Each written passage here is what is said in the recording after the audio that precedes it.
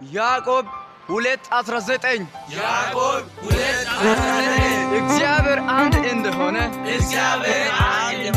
አንተም ታምናለህ መልካምም ታደርጋለህ አጋንንትም ደግሞ ያምናሉ ይንቀጠቀጡማል ምን ይሆናሉ አንድ አምላክ ብቻ ስሙ ኢየሱስ ነው ሁለት ሶስት አይደለም አምላካችን አንድ ነው አልፋና ኦሜጋ ፊተኛ ኋለኛ ሰይጣኑም ራሱ አንድነቱን ያውቃል ኢየሱስ ጌትነት ያንቀጠቅጠዋል